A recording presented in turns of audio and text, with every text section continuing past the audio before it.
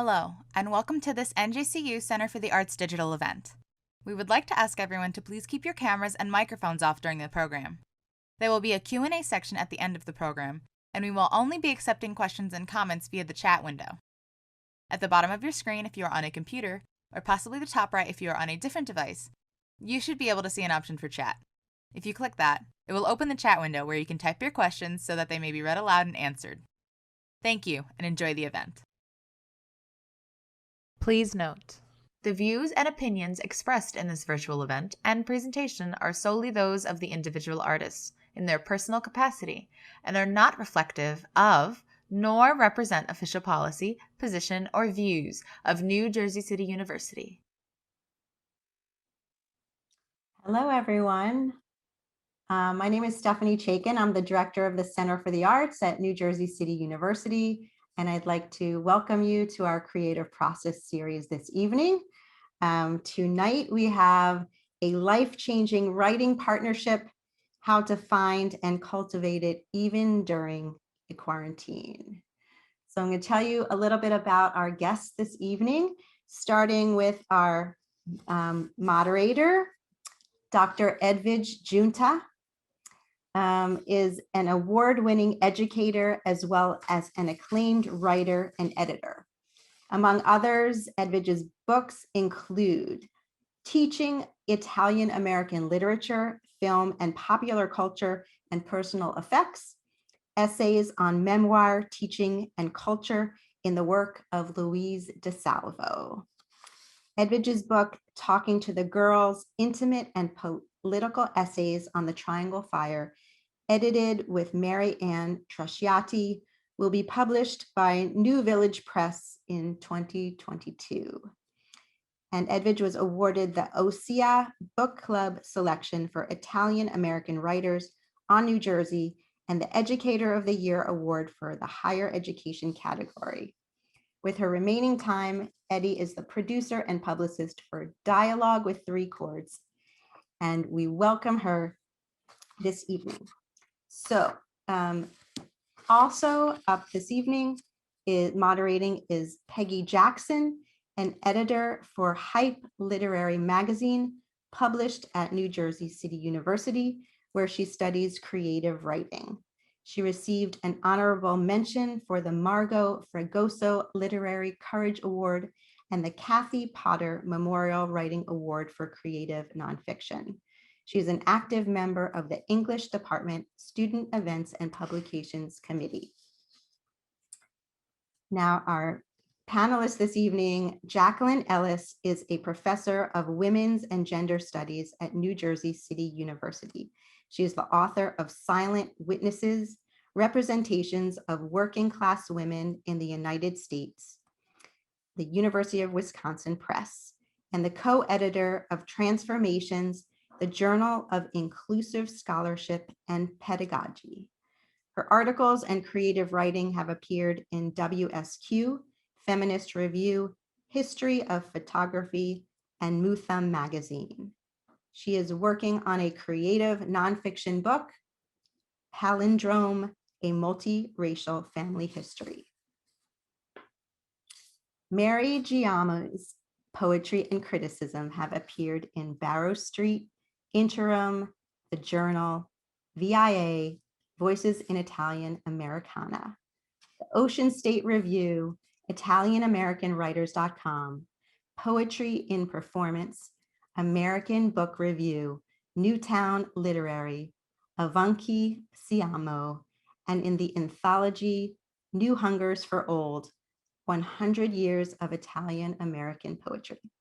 She's an editor at Barrow Street Press and teaches English literature and writing at the, I'm going to say this wrong, La Scala d'Italia, a dual language Italian-English school in Manhattan. Joanna claps Herman. When I Am Italian, Quando Sono Italiana, 2019 is her most recent book, and it explores the question of whether it's possible to be Italian if you weren't born in Italy. Other books include a collection of fiction, No Longer and Not Yet, 2014, and her memoir, The Anarchist Bastard, 2011.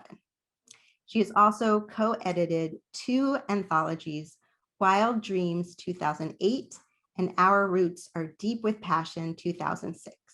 She has recently had 18 prose poems accepted for publication. Her website, a literary, cultural, culinary site, is at joannaclapsherman.com. And Tracy Mann is a contributor to the John F. Kennedy Jr. anthology, 250 Ways to Make America Better. She has written lyrics for Grammy Award-winning albums by the Manhattan Transfer and Sarah Vaughan, and has been a scriptwriter for the children's television series My Little Pony. Her writing has appeared in the Lindenwood Review, Sunspot Lit, Adelaide Magazine, Earth Island Journal, and the Sarah Lawrence Writing Institute Journal. She is currently at work on a memoir about Brazil. So welcome everyone. Eddie, please start us off. Thank you so much, Stephanie, and thank you to the NJCU Center for the Arts that has been this wonderful collaborator and is helping us offer these events, including conversations such as the one we are having tonight. And I want to say thank you also to all the members of the English Department Student Events and Publications Committee, NJCU current students as well as graduates who actually asked for this event. As we were preparing a calendar of events for the spring semester, well, this was on their wish list, so here it is for you. Writing is a solitary act. If you're a writer, you know that you are bound to spend a lot of time alone with your angels and your demons. It's you and the page, you and the keyboard, you and the pen, you and the paper, but it's you, you, you. At the same time, literature is full of collaboration. If you look at the history of literature, from Harriet Shaw Weaver supporting James Joyce and making it possible for him to write his masterpieces, to those controversial couples in literature such as Zelda Fitzgerald and Francis Scott Fitzgerald, or Sylvia Plath and Ted Hughes, we find collaborations, sometimes egalitarian collaborations, sometimes exploitative collaborations, all sorts of relationships everywhere in literature. Sometimes these relationships exist even between writers who don't know each other, never met each other. So Alice Walker rediscovering Zora Neale Hurston is still a relationship. Alice Walker paying tribute to the writer who influences her, and Zora Neale Hurston being finally finding a new life, being rediscovered as a writer. So the writing partnership is a particular kind of relationship. My first writing partnership was with the late Louise de Salvo. I was very fortunate that for 20 years, she was my writing partner. Prior to being a writing partner with Louise, I had had conversations with fellow scholars and fellow writers. We had exchanged drafts, we had talked about literature, but a writing partnership is something else. It's a long-term relationship. It's a relationship that you don't just have. You create it, you build it, you shape it. It's like every other meaningful relationship in your life. I've been very fortunate, I'm still very fortunate. I have some fabulous writing partners who have sustained my work, and I hope I sustain theirs as well.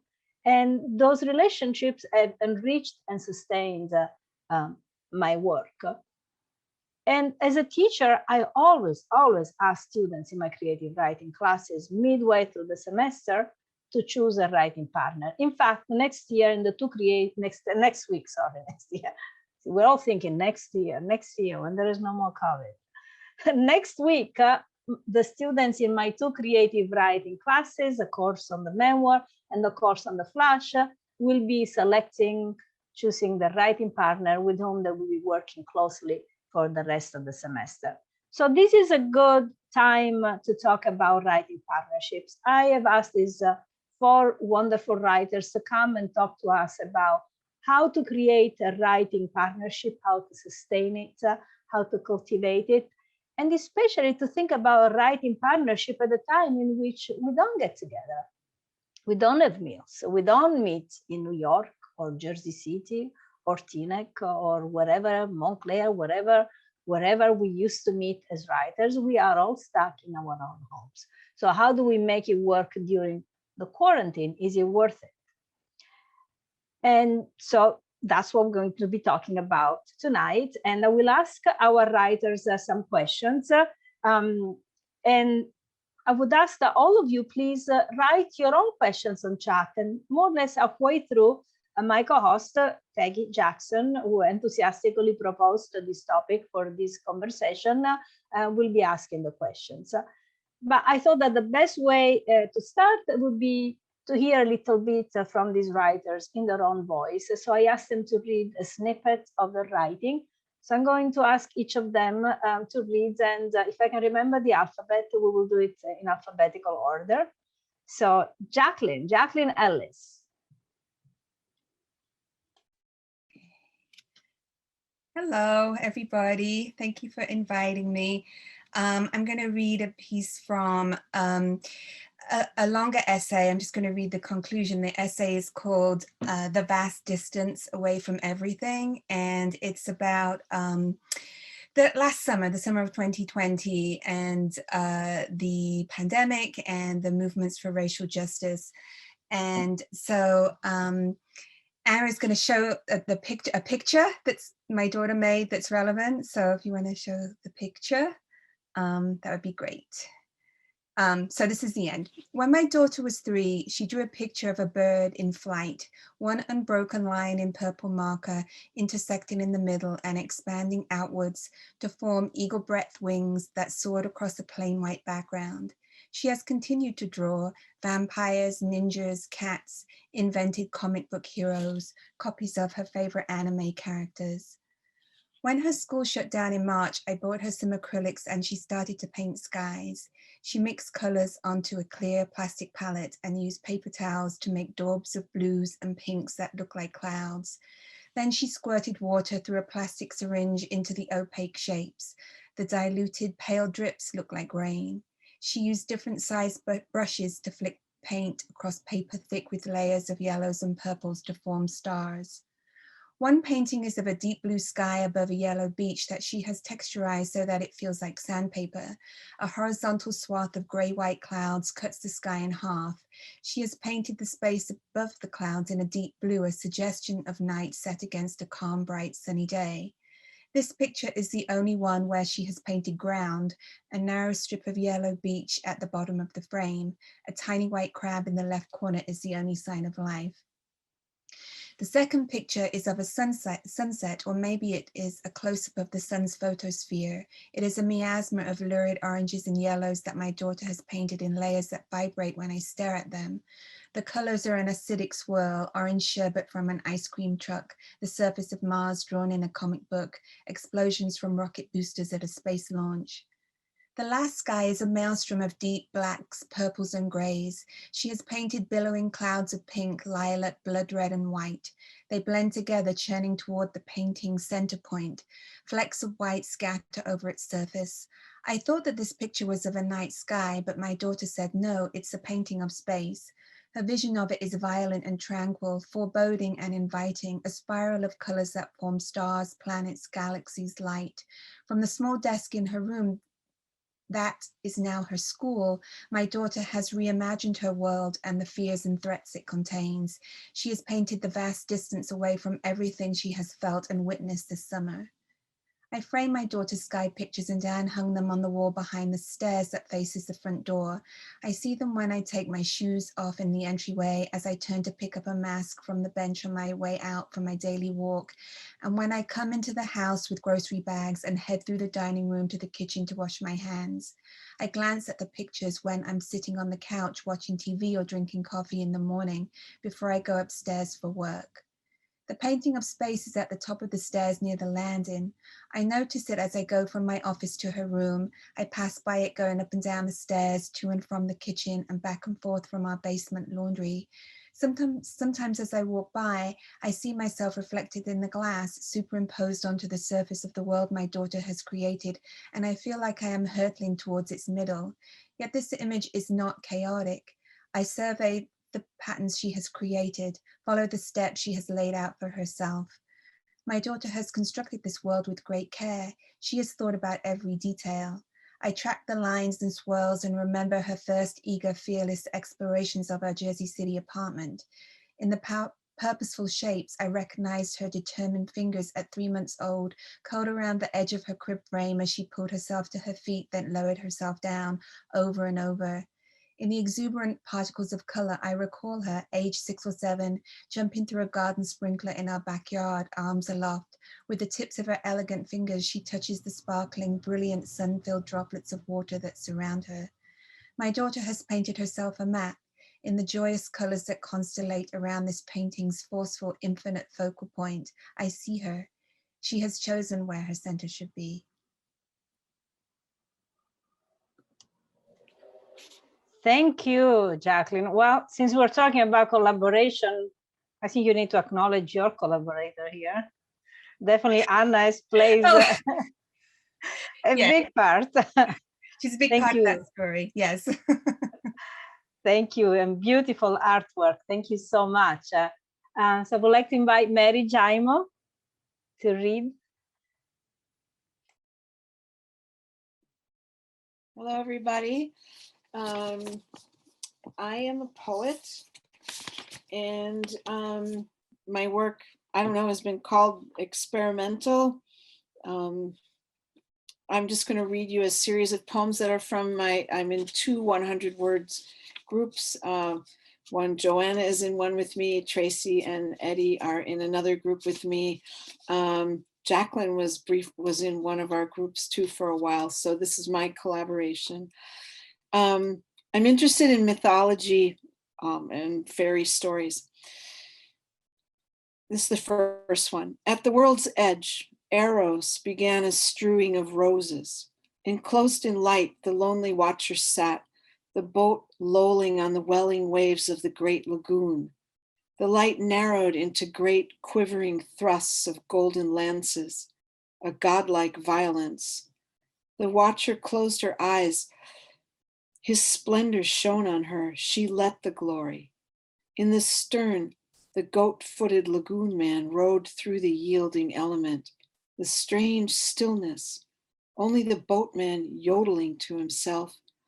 Where my love is going, there will I go. Where his boat is rowing, I will row. The edge of the world, lead and crystal. A second one. Most of these don't have titles, but this one does. It's called Eyes on a Crack in the Door. There was an apple, a strong wooden door at the top of many stairs, dark blue cloth, walls of window, rooftops, sun, a tiny kitchen with white tiles and blue. She had to stoop to go through the door, many doors, another door to the flowering terrace, wide as the ring of a bell. The neighbor who threw her gray puff of cat off the roof. There was the silent crowd of little people molded from clay on the white ledge, watching. Mann song, gone all star white. Swarming stars, the heavy key. There's another one. This one is, the next two are about my mother, who's in Wisconsin in an assisted living home, and she has Alzheimer's and she's having a hard time. And it's very hard to be far away from her. From blossoms come the griefs we hold in silences of birds, empty skies, longing for what? For my mother to come back to her mind, to sweetly be in cherries, low silent clouds of her memory, shadows she throws, and how I miss her. How can I go one into the other of the two of us? Music falls, a silent rain. The mind contracts, buries deep into black fragrant earth, buried mouth breathes sweetness of shoots of grass, young trees. My mother burying deep the loveliness of her, circles of the world, concentric gleaming stones thrown into clear water. This is about my imagining my mother. She has gray hair now, but she was blonde. Morning lost itself in the fountains. She watched the gleam at her window grow as matin sounded and faded into the meadows, the river, its voices, its wind. Downstairs through dark door, from under roof, she flashed to the riverbank, her gown's hem jeweled with dew. You aroused the desire to kiss you, sang the empty white ship gliding slowly by. Come, for your days are speeding. Her heart beat so heavily in plunges. We shall be off, we shall be off. One step she dared, then deep in clay her feet sank. Her hair flew, a wild lost gold. I think that's my time up. Thank you so much, Mary. Those were beautiful. Thank you. Thank you. Joanna Herman is our next writer. Okay, va bene. So, my dear friends, I have recently had a grandchild, and these are called the Noah songs. Her name is Noah Zell. And before I knew her name, because Jewish families don't tell the name till the name day, I called her Lady Baby. So these are for Lady Baby. Noah Zell, mia nipotina, a still point, so completely of this moment, she isn't the future yet, nor the past.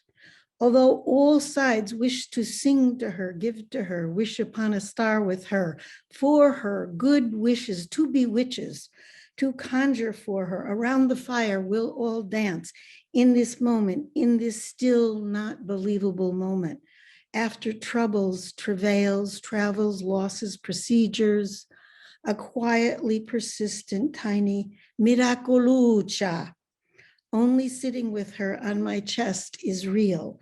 The rest is conjure, hope, a spell. It was too long a hope, too long a delayed longing. Here's the second. This is the second of three. These were a few days apart. This creatura, miracoluccia, piccanina, this little, especially against my chest, arms splayed, loosened to comfort and surrender. Each tiny panting breath, a minuscule vibration, rumors crawling up from the primal. Then she opens her eyes, peers up, around, quizzical, as if to say, but what is light? Although we know she can't string thought, yet only strings of milk she makes. How can I use my breath, my lips, my tongue to shape my incomprehension at her mewings, her purrs, her stretching of limbs, her shrieking calls to need? All I have is wonder. And this is the last. It's called Water Life. Our babies' wild wonders bring unreason. Our unending love, we try to explain this extremis. Light comes in the window. She peers. Fan blades whir overhead. She peers. We watch, our breath caught. Look at the way she gazes. Sucking little creature sounds, seeming bewildered, almost translucent, still amphibious, these creatura, unwatered now, pulled from their watery homes, undone by suddenly being earth birthed. Our babies so little, our feelings so vast. How can they carry this ridiculous ache reawakened as we reconvene with our origins? All that remains is to hold our breath, enter the clear, dark waters, cross over, meet her halfway. That's my Noah Zell stuff. Oh, thank you, Joanna. Such exquisite expression of grandmotherly love, of nonna love. Strega nonna love. Thank you so much. Thank you. Sweetie. And now Tracy Mann. Eddie, thank you so much for inviting me here tonight, especially with this wonderful group of women whom I think so highly of and whose writing has inspired me so much. I'm going to read from the opening of a short creative nonfiction piece that I recently had published called The Passion. The news came to me from Brazil in the late 1970s. The transparent airmail envelope, striped in green and yellow, contained a premonition of a death. Recently returned from a 3-year stint there, I knew that such premonitions were not to be taken lightly. In the Sertão, Brazil's huge swath of semi-arid land buried deep within 9 states, occupying the continental bulge, the supernatural was commonplace. Everyone was a believer. Rita, one of the 7 sisters of my Brazilian boyfriend, wrote me that her mother, Dona Teresa, awoke one night to the crack of shattering china. Her husband lay beside her, asleep undisturbed. The candles she left burning in the blue and white saucer at her bedside had fallen on the floor, extinguished. Raimundinho, Dona Teresa thought. Little Raimundo was the nephew who had left the Sertão for São Paulo. His wife Marilu had a good job there, and he spent his days, legs folded, on a striped mattress set on the floor, trying out new songs on his guitar, singing the old ones that reminded him of home. Rai was a Brazilian ringer for Picasso's Man with Guitar, spare and downcast. The city had consumed whatever effervescence he'd carried south with him. Every evening before she went to bed, Marilu prepared a multi-course meal so that Hai would have a hot lunch the next day while she was at work. She made okra with dried shrimp and coconut tapioca cake. Occasionally, friends from the Northeast would pay a visit, but mostly Raimundinho was alone in the apartment. One high window let in the city's hazy light. In 1994, I was moving counter to Raimundinho's clockwise, trying to get out of São Paulo and back to Bahia, where I had just spent Carnaval.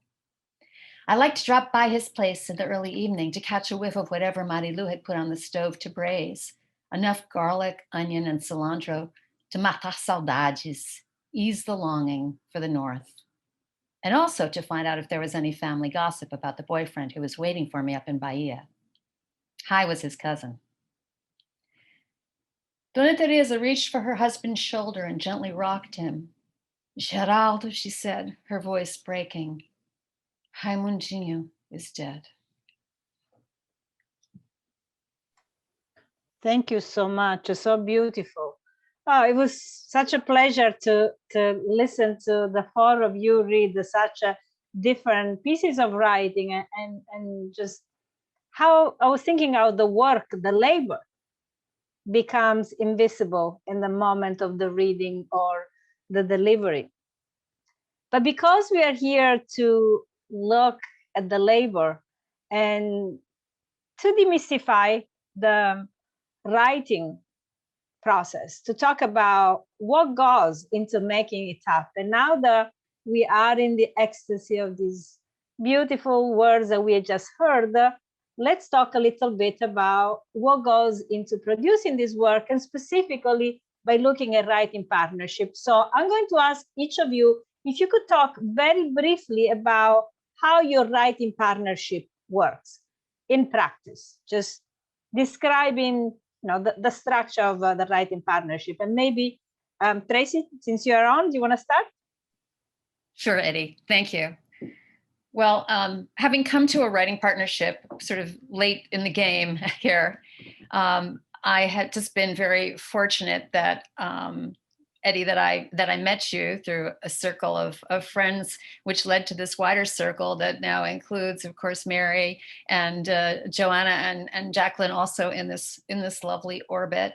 I came as a very inexperienced and unconfident writer, or someone dreaming to be a writer, but with stories that I wanted to tell. And you listened to those stories and you encouraged me to start putting them to paper. And just to explain to the people who are listening here tonight, our partnership is a very active one. Actually, Eddie, Mary, and I are together regularly every 2 or 3 weeks to share our writing, to share our lives, which is where the writing comes from to begin with.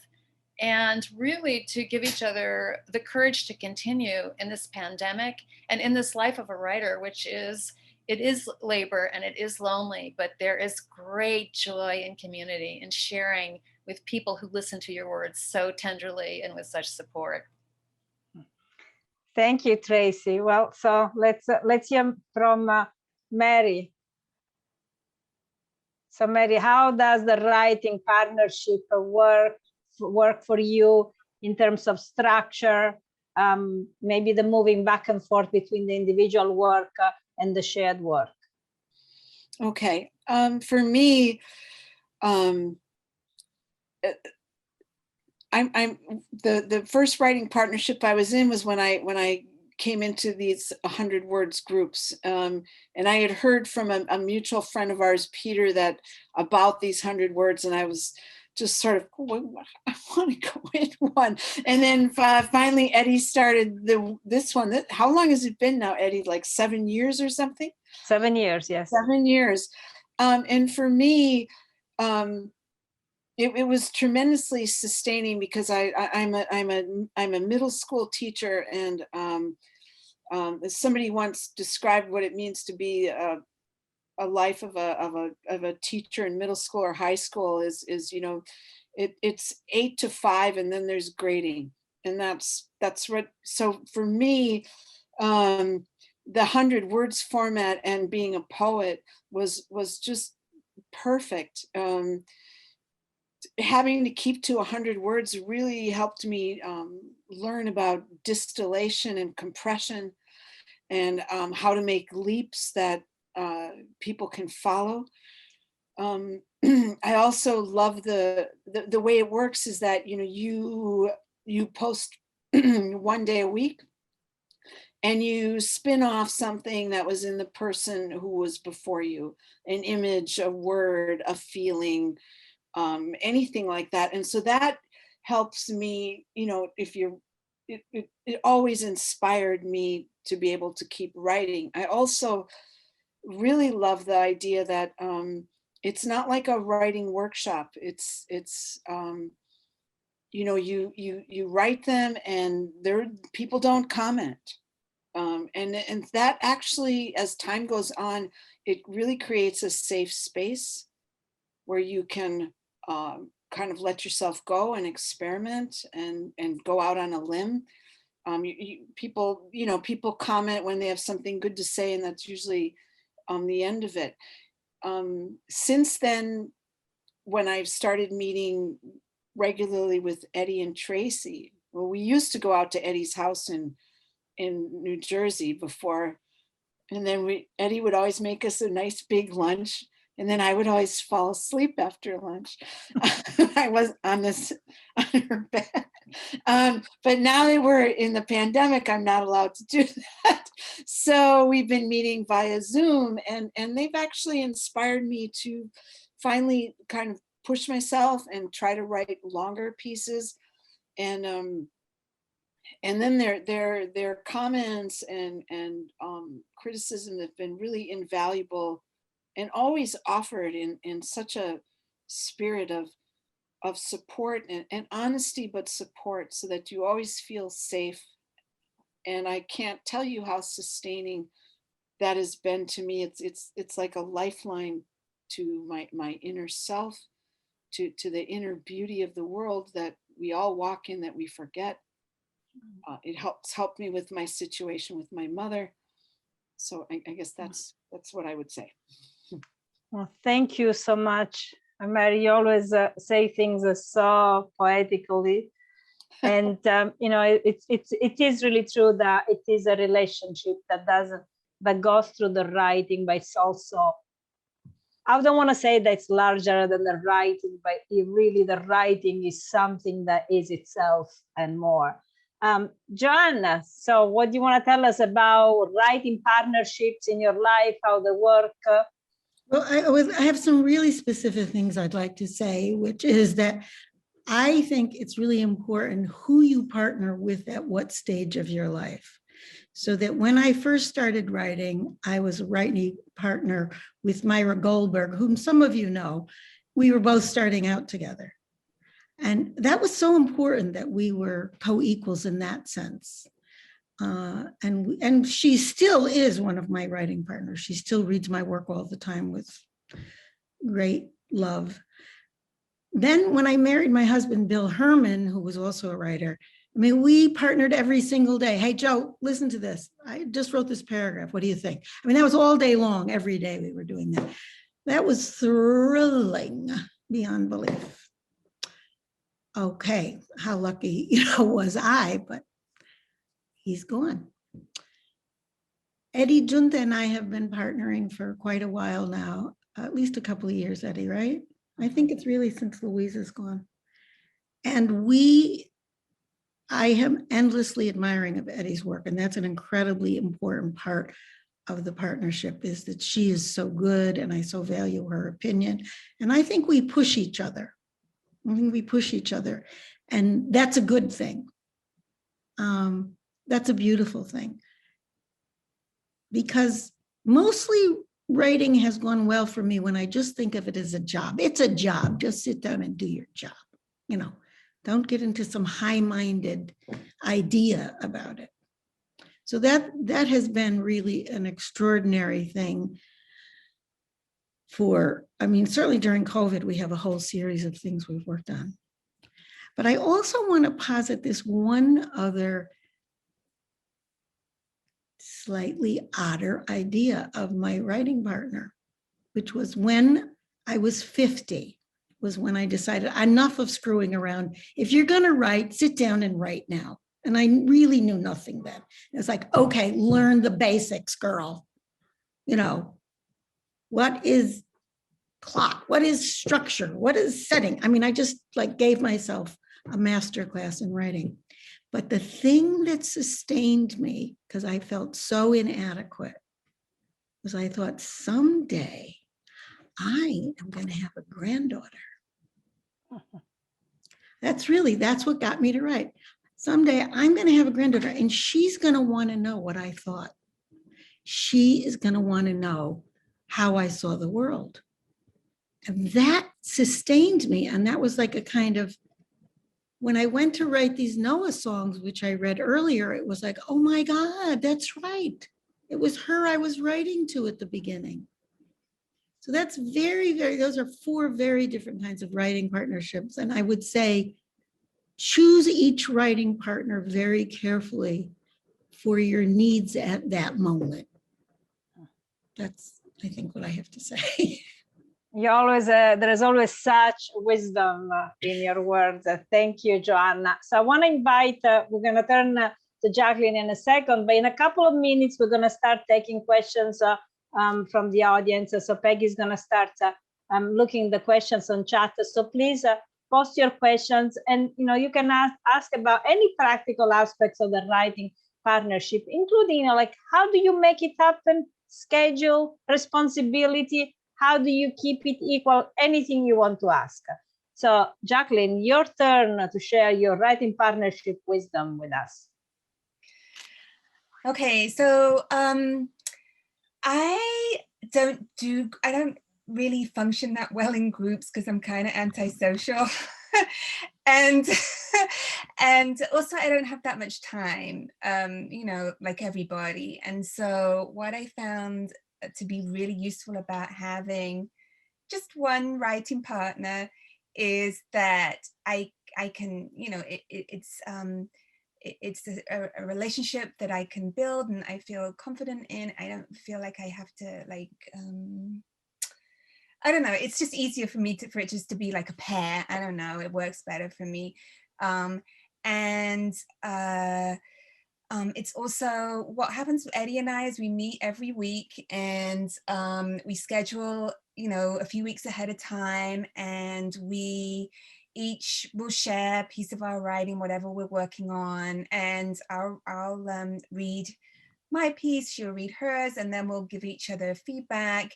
And, you know, that's sort of the nuts and bolts of it. What's really sort of another important part of it is that regular meeting. So I now have a time every week where I can say, okay, so this is the time when I'm a writer. I'm not a teacher or a mom or a, you know, someone who has to take the dog for a walk. I'm like writing, and, you know, that's who I am right now. And I think that's important. And then the other thing is that, you know, I'm accountable to somebody. So, you know, if I don't do something, I better, and it's Thursday, I'm like, well, I better do something now or Eddie will be mad at me. I won't have anything and I'll be embarrassed. She never gets mad, that's wrong. But, you know, it's good to be accountable. And then sort of the magical part is that as we do the back and forth, our work kind of builds on each other. We each kind of create our own thing, but there are these really beautiful points of overlapping that for me anyway, opens up doors for me and ways of thinking about things, or ways of writing, or ways of thinking about a character or describing something that I wouldn't have thought of before. And so, you know, and it's sort of this weird mind meld that happens. And, you know, that I carry with me all the way through the week until, you know, it's the next time for us to meet. And so just doing it regular and then, you know, being accountable to somebody is the thing that I think has been really important, as well as the magic. Thank you, Jacqueline. And I'm sorry I cannot be monogamous. I feel also I better get something done when we are meeting. And, you know, I've had this great pleasure and privilege of working with these phenomenal writers, and just each of these relationships is really life sustaining and truly has made the quarantine not just bearable, but with really moments of writing ecstasy. And so that's why we are here tonight, because if you don't have a writing partner, we want to encourage you to develop that relationship. I'm going to turn now to Peggy. And Peggy, you could start. I don't know if you have a question they want to ask, but maybe we'll start with some questions from the audience. Hi, everyone. Yes, I'm still very floored by everyone's reading. So thank you all for that. So I'm going to start with some of the questions. And if anyone has any other questions, of course, post them. To start, Louise, I hope I say this right, Louise Del Guidiz asks, how do you sustain the belief in yourself and what you have to say is something someone wants to read? Oh, I'm going to jump in. You rage, you cry, you scream, you bury your head in the pillow, you think you're a loser. I mean, all of those things. And then you write a text to your friend, Mary, or your friend, Eddie, and you say, I suck. Nothing is good. I can't write. What am I doing? I feel foolish. I'm an idiot. And they say, of course not. Are you silly? Don't say that. Remember when you wrote blah, blah, blah? Remember that thing you read for us last week? Remember that beautiful line that you wrote in the 100 words group? No, Tracy, that's not right. Just go back to the work, go back to the work. And when you have those voices telling you that, voices that truly love you and really think that your work is worth something in the world, you know, you pull yourself back up out of that place and you get going again. I'd love to speak to that too. Hello, Louisa. I learned a long time ago, because I didn't allow myself to write regularly for 20 years. And then I thought, you're just getting too old. You just have to shut up and work now. And one of the things that I learned was to not really think about the audience. It's just like, just go write a sentence down, just write it down, and then write another one, then write another one, then write another one. And it's, so in other words, not to pull back, like not to be the sculptor who pulls back and look, just go into the word, and the next word, and the next word, and just think of it as your job to write something stupid. And then sometimes if you write enough stupid things for 5-minute intervals, guess what? 3 of those sentences turn out to be good. And then you think, not bad. Okay, I'm going to take those 3. So I think that for me, I would say it's very mechanical. I'm writing the hardest book I've ever written right now. I want to tear my hair out. But it's just like, where are you going? It's COVID. There's not another project you want to do. Just sit down and write another paragraph. That's very mechanical on my part. And that's what sustains me, because I don't think about whether I believe in it or not. And that's what moves me forward.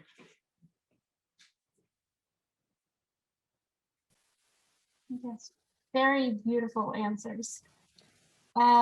Michelle Narwald asks, when did you find your writing partner and what was that experience like?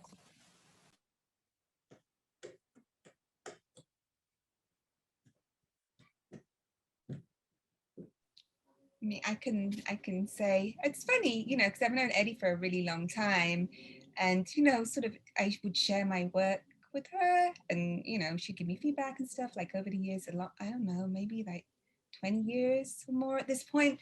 But anyway, I think it's just recently, the last couple of years, that we've been real writing partners. So you know, your writing partner might be somebody you already know that you already work with in some other capacity, and then you know you know meet and keep working together, and then your relationship becomes something else that's on top of everything else that is beautiful, is sustaining to the writing as well. So I mean, I think you don't have to go searching for somebody. They might just be right there, you know, and you wouldn't know it. It has to be someone you trust and are comfortable with. You know, not somebody who is competitive with you, or never somebody who wants to tell you what you're doing wrong. Walk out of that room.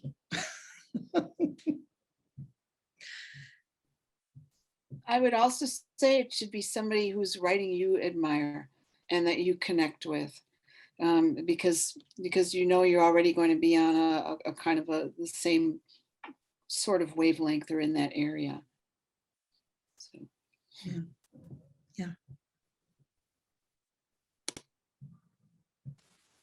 Yeah, those answers lead right into our next question, which is by Megan Flaherty. How do you spend your time with your writing partner?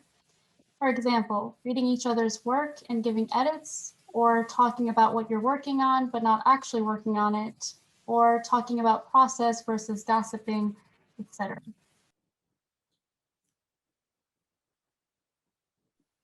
Well, we do a little bit of all of that, you know, that kind of describes it, depending on the mood. I think we, over the years, have become very sensitive to each other's moods, and certainly during the pandemic, sometimes you just want to sit with the grief with people whom you can share that emotion with.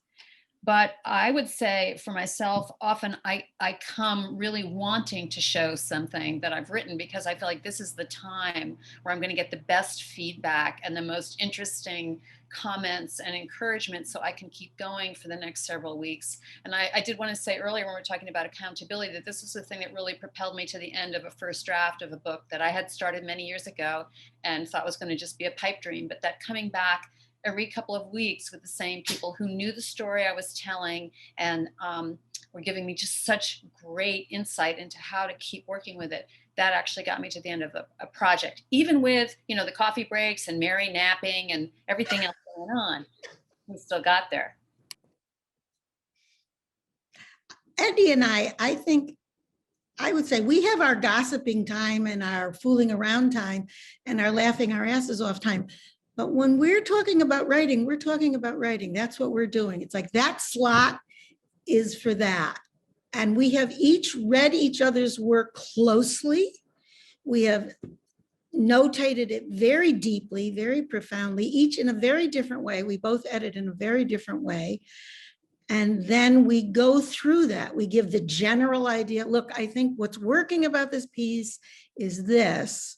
But I have to say, you lost me here on page 3, about 2/3 of the way down when you enter the church. No, something's, I don't want to follow you there. So I don't know what are you doing? What are you trying to say? It's very specific.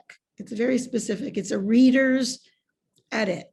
I'm your reader, and now I love what you're doing, but here I really am confused by it. Never mean. It's never like, you know, but it's like, I can't follow you there. So what could you go there? Then we'll have a discussion about that. But what if I tried this? It's very, very text specific. And we go over drafts and drafts and drafts. It could be 5 pages, the same 5 pages for 3-4 weeks. Some of Eddie's stories I've read, I don't know, many times, and always with pleasure. That's why it's got to be somebody whose work you like, who the person you like, you know what I mean, who you can be vulnerable with. That's what I got to say. I would also say that for me as the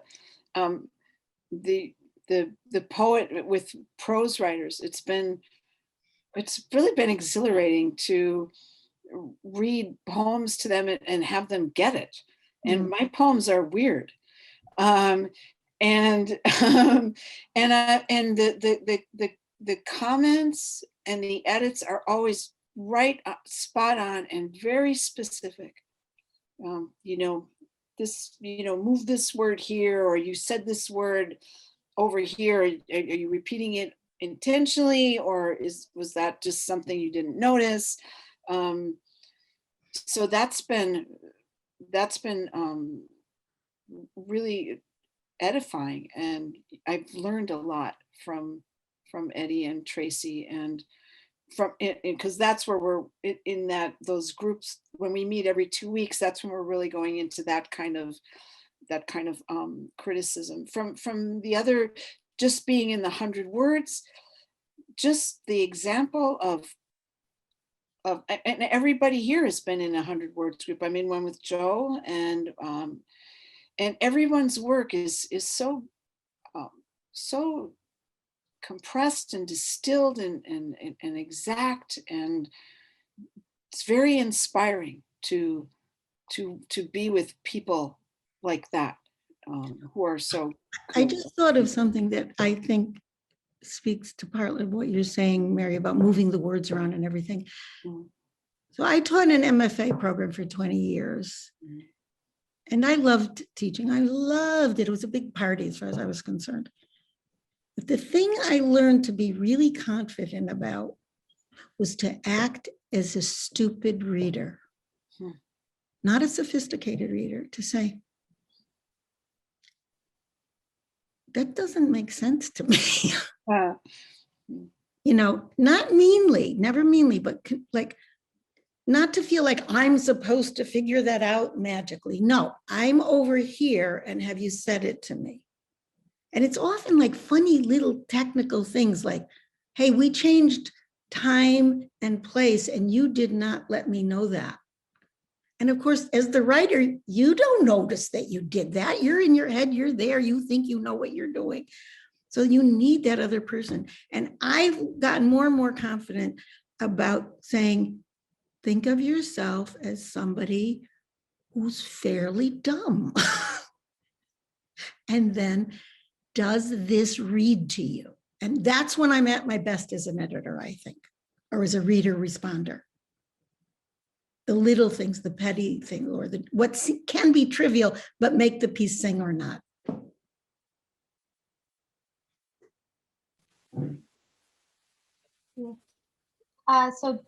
This question is addressed to Mary, but anyone on the panel who's a teacher or works while writing, I think this question could go to anyone. So Rebecca Richardson asked, Mary, I'm going to be a middle school teacher too, and I'm worried about the writing time I will have to compromise. Do you have any tips to overcome this?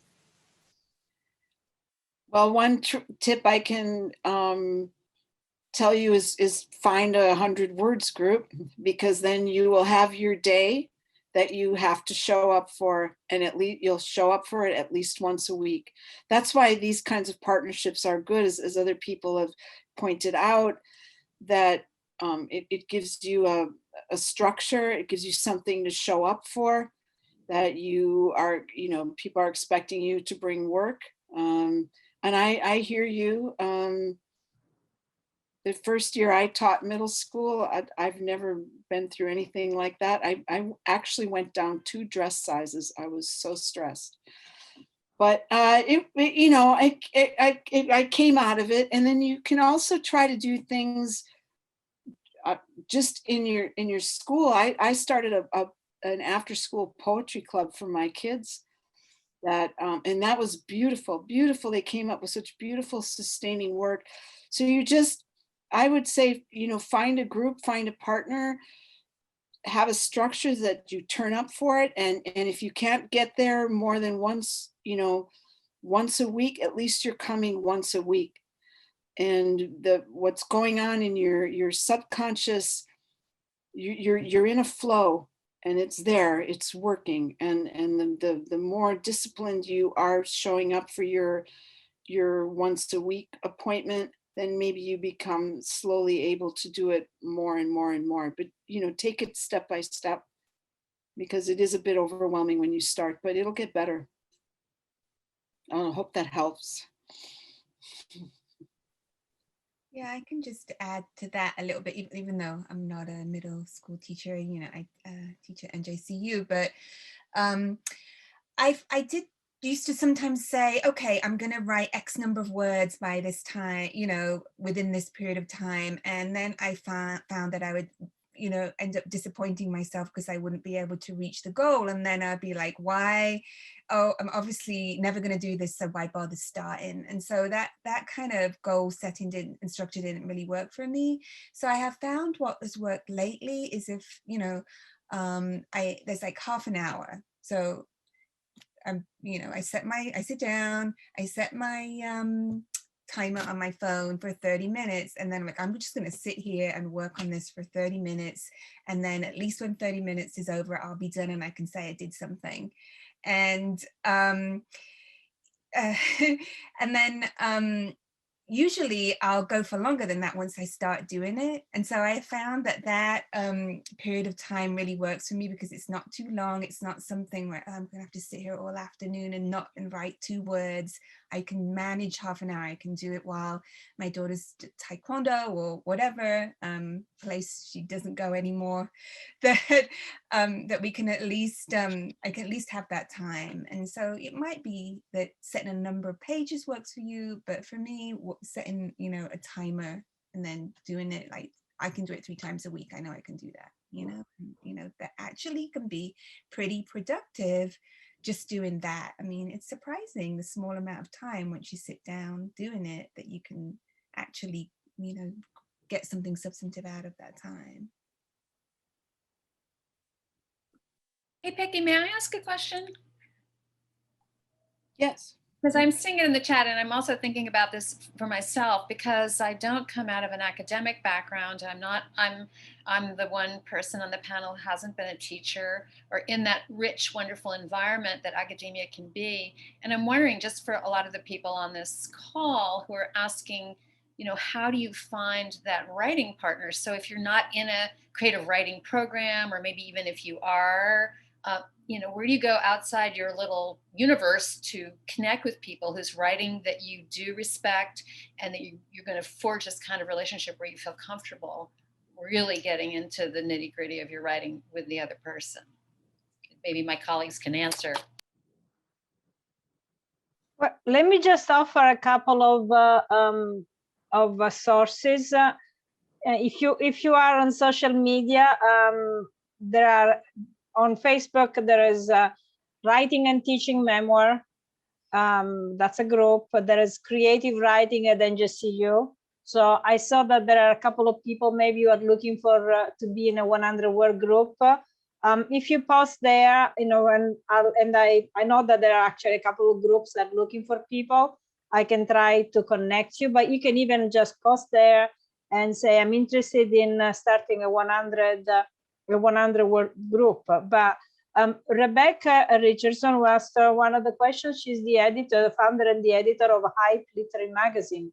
I'll talk to her to see maybe she can help us create a forum for writers to connect. So, but definitely there are resources out there. And what I find is that people have an ambivalent attitude towards social media, but you can kind of set your social media so they're focused on writing and the literary community, which is what I have. on Twitter, and there are many ways to connect, even just using the hashtag. I think the most important thing is not to wait for someone to come and look for you, but be really proactive and seek out people. And you seek them out, then you'll find them. As with everything in life, your questions are great, and so are your answers. And I'm just looking at the time. We're already past our time. I could just keep listening to you. So, but we come to the end of our event. So I wanna thank the four of you. I wanna thank Peggy for helping conceive and host this event, and Stephanie and Anna and Sabrina and Justin, without whom this event would not be happening. I am so grateful for our collaboration, and to all of you who came and listened and asked questions and shared this time with us. Thank you so much. Stephanie. Thank you so much, Eddie and Peggy and Jackie and Mary and Joanna and Tracy. You know, it's so inspiring to hear your work and also to hear your vulnerability in inspiring us to put ourselves out there and move forward in our artistry. So I thank you so much for that. It's amazing. And we have some great things coming up that we hope you'll join us for this Thursday. Eddie is going to moderate a conversation with author Mike Fiorito, and I think he's on the event tonight. So we're looking forward to hearing your work. On March 2nd, Marianne Leone. We're going to be having a conversation with Marianne and also with Donia Ayub. And then coming up in April, we're going to have a concert of the Honey Dewdrops on the 17th. So you can find out all of these events at njcu.edu/arts. And again, thank you to Anna Carhart, our theater manager, Justin Tinker, our technical director, and Sabrina Sabalo, our box office manager and Zoom maven. We thank you so much for being here today and hope you come back on Thursday. So Eddie, I'll toss it to you to close. Well, thank you again. And I'm gonna write on chat my email. And if you have some ideas for events you would like to see, just feel free to reach out to me. We're always trying to create events that are really meaningful for our audience and where you get to listen, but you also get to learn and take something home with you. And we hope you did today. And best wishes with your work. And good luck finding your ideal writing partner. It's a good thing.